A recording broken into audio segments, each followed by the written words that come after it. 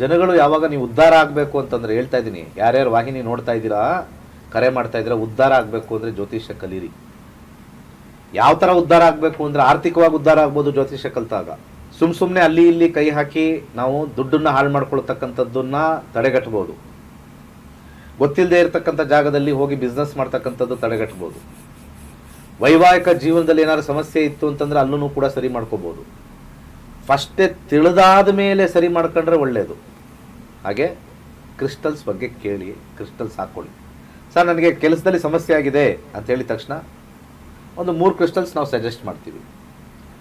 ಒಂದು ಗ್ರೀನ್ ಅವೆಂಚುರಿನ್ ಇರುತ್ತೆ, ಒಂದು ಸಿಟ್ರೈನ್ ಇರುತ್ತೆ, ಇನ್ನೊಂದು ಮೂನ್ ಸ್ಟೋನ್. ಈ 3 ಹಾಕ್ಕೊಂಡ್ರೆ ಜಾಬ್ಗಲ್ಲಿರ್ತಕ್ಕಂಥ ಟೆನ್ಷನ್ಸು, ನೆಗೆಟಿವಿಟಿ ಹೊರಟೋಗುತ್ತೆ. ವೈವಾಹಿಕ ಜೀವನದಲ್ಲಿ ಸಮಸ್ಯೆ ಇದೆ, ರೋಸ್ ಕ್ವಾರ್ಟ್ಸ್ ಹಾಕ್ಕೊಳ್ಳಿ.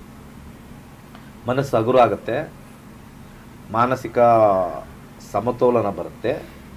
ಈ ರೀತಿಯಾಗಿರ್ತದೆ ಕ್ರಿಸ್ಟಲ್ ಸ್ವಲ್ಪ ದೊಡ್ಡ ಸಬ್ಜೆಕ್ಟು. ಸೊ ನಮ್ಮ ನಂಬರ್ಗೆ ಕರೆ ಮಾಡಿ, ಕ್ರಿಸ್ಟಲ್ಸ್ ಬೇಕು ಅಂದರೆ ಕಾಲ್ ಮಾಡಿ. ನಮ್ಮ ಕಾಲರ್ಸ್ ಎಲ್ಲ ಟ್ರೈನ್ಡ್ ಆಗಿರ್ತಾರೆ, ಯಾವ ಕ್ರಿಸ್ಟಲ್ಸ್ ಹಾಕ್ಕೊಂಡ್ರೆ ಏನು ಬೆನಿಫಿಟ್ ಅಂತ ಟ್ರೈನ್ ಆಗೋಗಿರ್ತಾರೆ. ನಾನೇನು ಅದನ್ನು ಹೇಳೋ ಅವಶ್ಯಕತೆ ಇಲ್ಲ. ಇಲ್ಲಿ ಒಂದು ಪಾಯಿಂಟ್ ನಾನು ಹೇಳೋಕ್ಕೆ ಇಷ್ಟಪಡ್ತೀನಿ. ತುಂಬ ಜನಕ್ಕೆ ಎಡಗಡೆಯಲ್ಲಿ ಹಾಕೋಬೇಕಾ ಬಲಗಡೆಯಲ್ಲಿ ಹಾಕೋಬೇಕಾ ಅನ್ನೋದು ಒಂದು ಕನ್ಫ್ಯೂಷನ್. ಈ ಎಡಗಡೆ ಇರ್ತಕ್ಕಂಥ ಕೈ ರಿಸೀವಿಂಗ್ ಅಂತ ಕರಿತೀವಿ, ರಿಸೀವಿಂಗ್. ಬಲಗೈ ಇರ್ತಕ್ಕಂಥದ್ದು ಕೊಡೋವಂಥದ್ದು. ಸ್ವಲ್ಪ ಹೇಳ್ತಾರಲ್ಲ ಕೊಡುಗೈ ದಾನಿ ಅಂತ, ಕೊಡುಗೈ ದಾನಿ ಬಲಗಡೆ ಇರ್ತಕ್ಕಂಥದ್ದು. ಸ್ಕ್ರೀನಲ್ಲಿ ಹಾಕಿರಿ.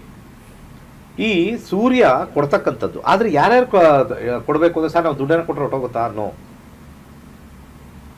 ಯಾರು ಹೀಲಿಂಗ್ ಮಾಡ್ತಾರೆ, ಯಾರು ಡಾಕ್ಟರ್ ಇದ್ದೀರಾ,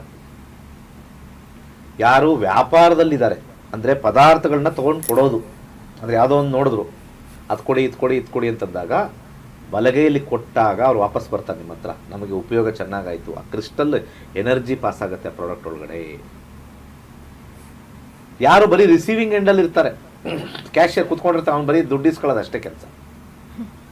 ಅವನು ಎಡದ ಕೈಯಲ್ಲಿ ಕ್ರಿಸ್ಟಲ್ಸ್ ಹಾಕೋಬೇಕು. ರಿಸೀವಿಂಗ್ ಕೊಡಪ್ಪ, ಬಲಗೈಲೇ ಇಸ್ಕೊಳ್ಳಿ, ಎಡದ ಕಡೆ ಎನರ್ಜಿ ರಿಸೀವ್ ಆಗುತ್ತೆ. ನಿಮ್ಮ ವೃತ್ತಿ ಮೇಲೆ ನಮಗೆ ಬರ್ತಕ್ಕಂಥದ್ದು. ಯಾರೋ ಒಬ್ರು ಅಕೌಂಟೆಂಟ್ ಇರ್ತಾರೆ ಆಫೀಸಲ್ಲಿ, ಈ ಅಕೌಂಟ್ ಸೆಕ್ಷನಲ್ಲಿ ಇರ್ತಕ್ಕಂಥವ್ರು ಅವ್ರದ್ದು ಬರೀ ಇನ್ಕಮಿಗೆ ನೋಡ್ತಾ ಇರ್ತಾರೆ, ಔಟ್ ಗೋಯಿಂಗ್ ಇಲ್ಲ. ಖರ್ಚು ಜಾಸ್ತಿ ಆದರೆ ಕೇಳ್ತಾರೆ ಏನಕ್ಕೆ ಖರ್ಚು ಜಾಸ್ತಿ ಅಂತ. ಅಂಥವ್ರಿಗೆ ಲೆಫ್ಟಲ್ಲೇ ಹಾಕ್ಕೋಬೇಕು. ನಿಮ್ಮ ಜೀವನದಲ್ಲೂ ಹಣ ಜಾಸ್ತಿ ಬರಬೇಕು, ಎಲ್ಲ ರಿಸೀವ್ ಆಗಬೇಕು ಅಂದರೆ ಎಡಗೈ. ಬಲಗೈಯಲ್ಲೇ ಹಾಕ್ಕೊಂಡ್ರೆ ಕೆಟ್ಟದಾಗ್ಬಿಡುತ್ತಾ? ಆ ಥರ ಏನಿಲ್ಲ. ಬಲಗೈಯಲ್ಲಿ ಒಂದು ಶಕ್ತಿ ಇದೆ. ಆ ಶಕ್ತಿ ಗಿವಿಂಗ್ ಶಕ್ತಿ ಅಂತ ಹೇಳ್ತಾರೆ, ಗಿವಿಂಗ್ ಶಕ್ತಿ ಅಂತ ಹೇಳ್ತಾರೆ.